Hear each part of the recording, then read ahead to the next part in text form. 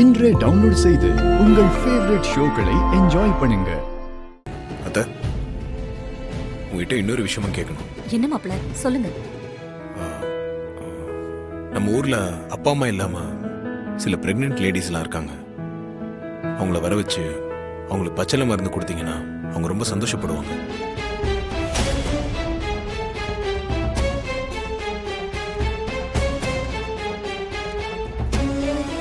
அது இந்த ஊர்ல இருக்கிற பழக்க வழக்கம் தான் சொன்னாங்க. ஆமா மாப்பிள்ள, அப்படி ஒரு சம்பிரதாயம் இருக்கிறது உண்மைதான். சரிங்க அத்தா, உங்களுக்கு இதுல ஒன்றும் ஆட்சேபணம் இல்லையே?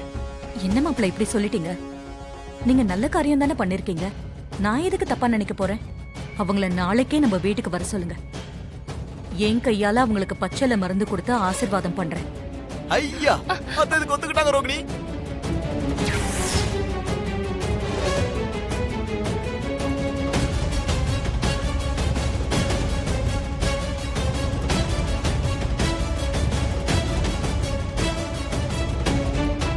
நீங்க ஏன் மாப்பிள்ள இவ்ளோ சந்தோஷப்படுறீங்க?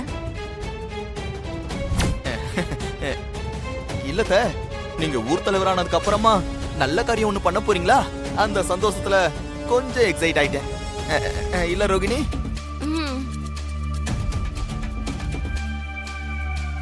இப்ப இவன் எதுக்கு தேவையில்லாம இந்த வேலையை செய்யறான்? இதுல ஏதாவது உள்குத்து இருக்குமோ? காரணம் இல்லாம இவன் இந்த மாதிரி செய்ய மாட்டானே.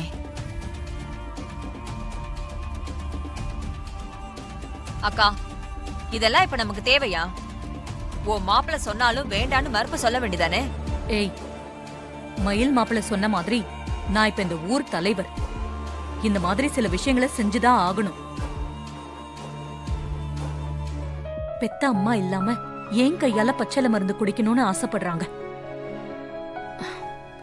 ஒரு அம்மா ஸ்தானத்துல இருந்து அதை நிறைவேற்றி கொடுக்க வேண்டியது என்னோட கடமை.